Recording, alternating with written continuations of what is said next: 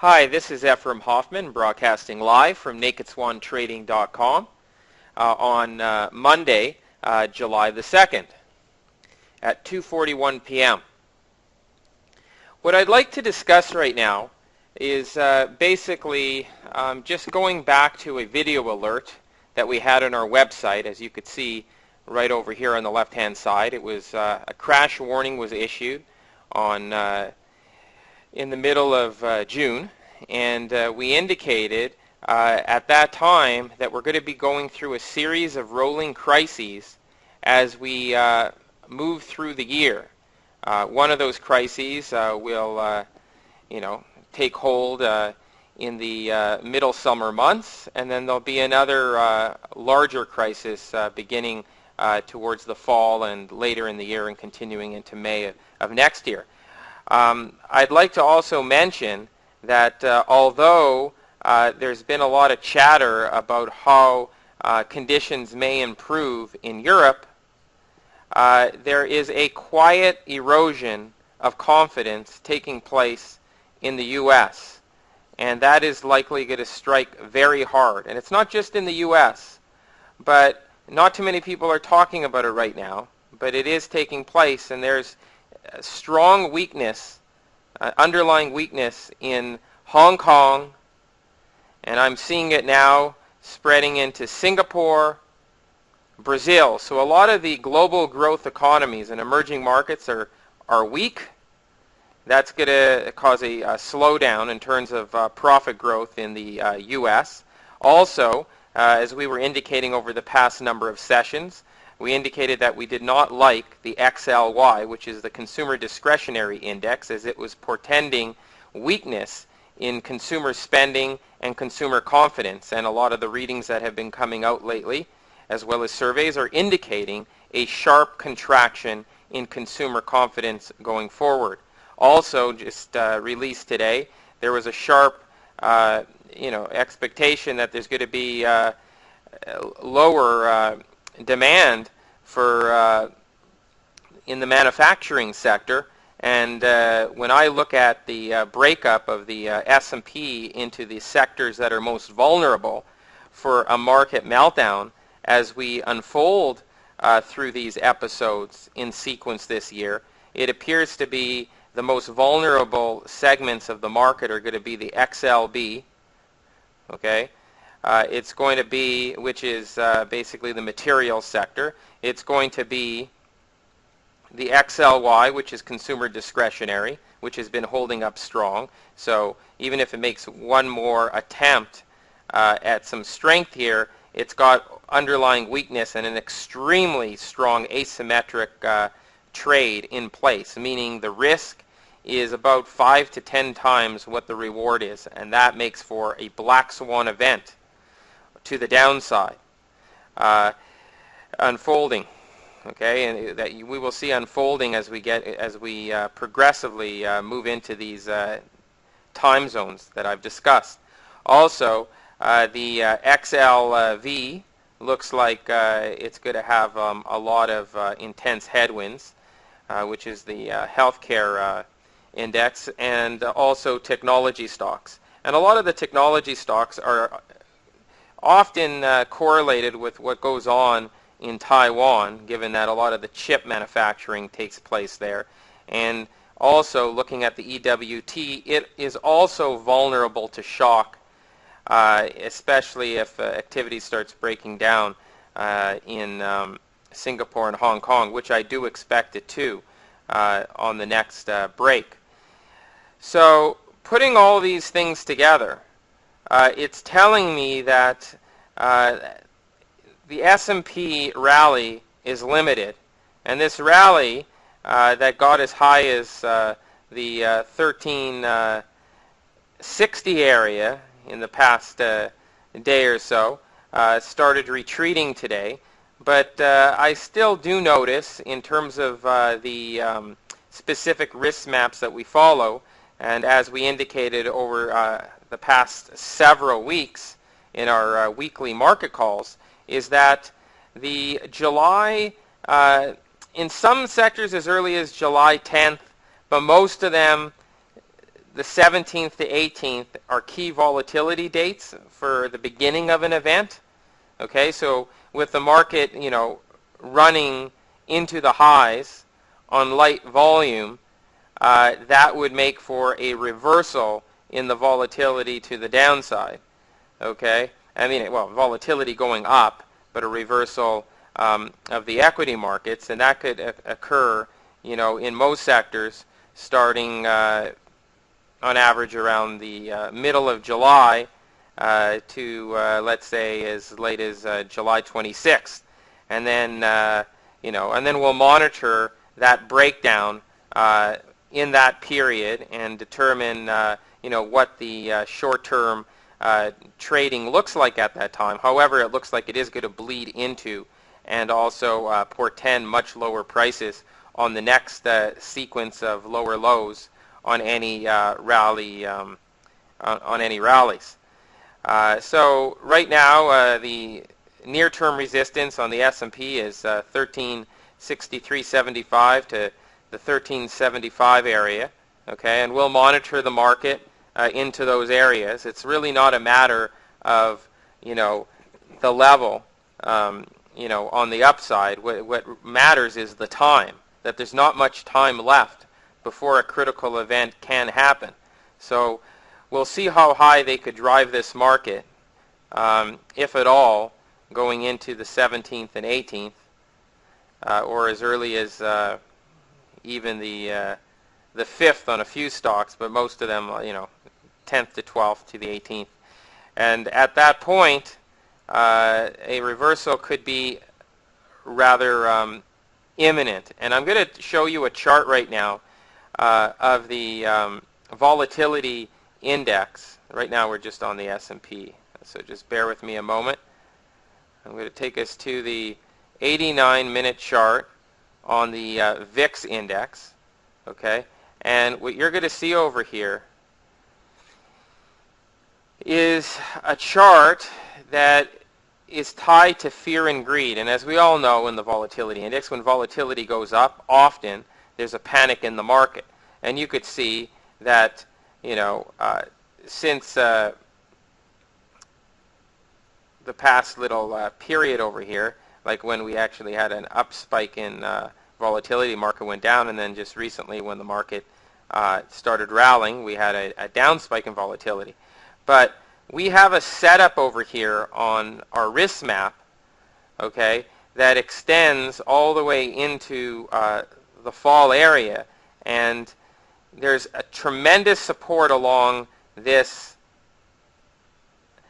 yellow line, this lower yellow line, and you could see that we're driving down to it. And especially once we get on the other side of this line, the yellow line, when it's sloping down and prices are pushing into it, okay, that's like around that, support would be, after the 12th, like between 1890 and 1615, to as low as like just under these lows, like near this black line.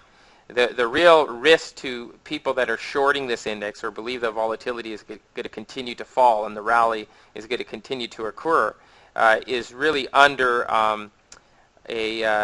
some misconception there, because what's going to end up happening is when the market and the VIX rallies above 2223, above this yellow line, and do you see this area here where the yellow line is sloped down while the red line is also sloped down? That is a very, very critical area. And what this yellow line represents, it represents perception of zero momentum for traders on this specific time frame. Now, the red line is basically related to the yellow line. It also represents zero momentum, except it's on a time frame that's 3 orders of magnitude larger. So those would be longer term investors. And there's a very specific relationship between these specific momentum indicators, which happen to be proprietary in our methodology. And when we get above both this yellow and red line while they're both sloping down, and there's a sweet spot, in the middle of July, and it kind of goes out, until, the August period, but really into like the end of July especially. You get above that 22-23, you're going to have a very sharp spike in volatility that could first take you into the 25 area, okay? And that would obviously send the market rapidly to lower lows, okay?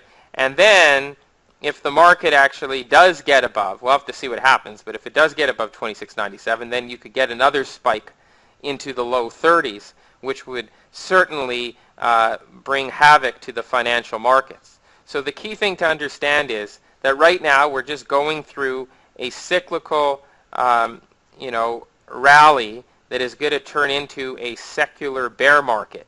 And there's a small little window here where you see this white line that's sloped up into around the 5th, while the yellow line is also sloped up. Well, that represents the period where the market can go higher and the volatility index go lower. And that's when you could actually reach support. But when you cross on the other side, get on the other side of July the 12th, that's when volatility on any kind of pushes down could start reversing, and that could show signs of weakness in the market. So we're going to all have to keep our eyes very close to the news and look for incoming events to correlate tightly with these forward-looking expectations.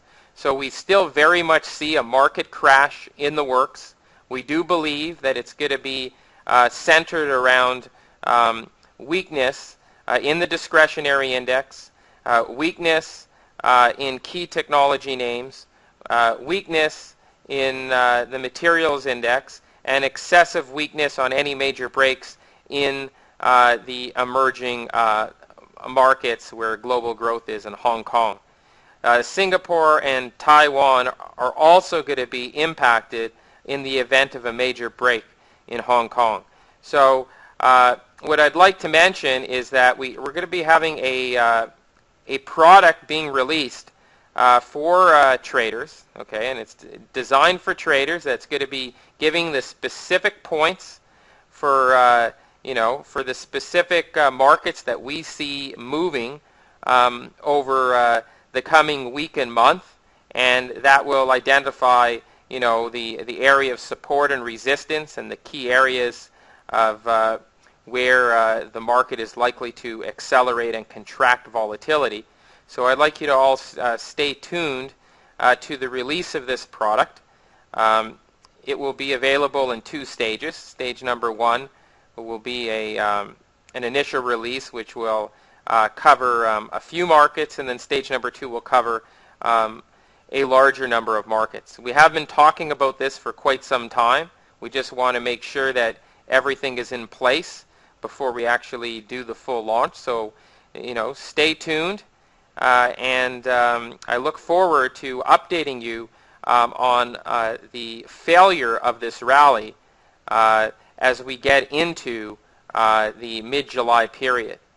Okay, so it could have anywhere from a number of more drives up over the next few days, but the key thing to keep in mind is no matter how high the market projects up, even if it goes into the 1375 area or even a bit higher, it's a very short amount of time before it's at very strong risk. And the VIX index doesn't give too many signals of this magnitude, and when we see something like this, we really have to take it seriously. And I'm going to take you back to a prior signal where we actually had that kind of setup.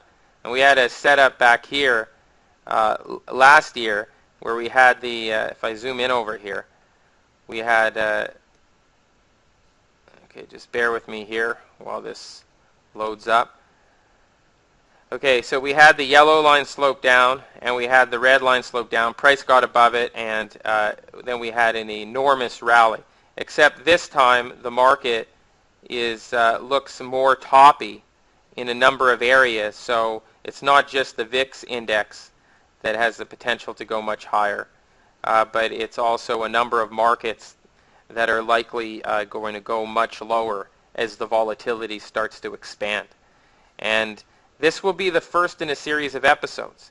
The next episode we'll have to watch will be in September, potentially, and then the final and big one will initiate somewhere in early to mid-December and continue through May of next year.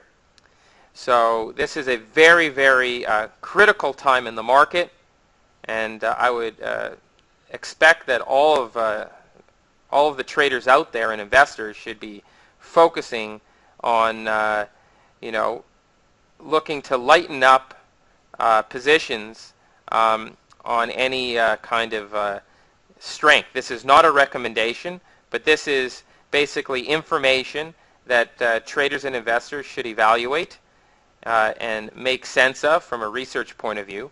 And if you go over to our website, you will see that there is a disclaimer that I advise all of you to read, which basically outlines the risks of trading, which I'm sure most all of you are very familiar with by now.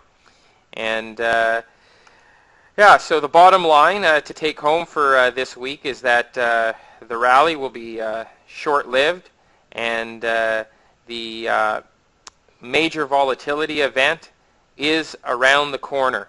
So there will be some kind of news event coming out of left field that will be attached to that event. But when it comes to trading the markets, it's always smarter to act on what you see first and then ask questions later, because by the time the information filters out on fundamentals, the move has already occurred. And that is basically the concept of an efficient market. Markets, even though they're not truly efficient, in the sense they're efficient that there's always a trader out there with an eye somewhere in the world that sees something before it's actually printed in the press and known to the crowd. And we want to be, our focus is to be one of those eyes to the world that gives you insight into potential black swan events that could threaten your portfolio. And we see a number of them upcoming. So thank you all for joining us this week, and we'll be back next week to give you a live weekly update as we get nearer to those critical turning points. This represents the end of Naked Swan Trading Weekly Report, ending at 2:59 p.m. Monday, July the 2nd. Thank you.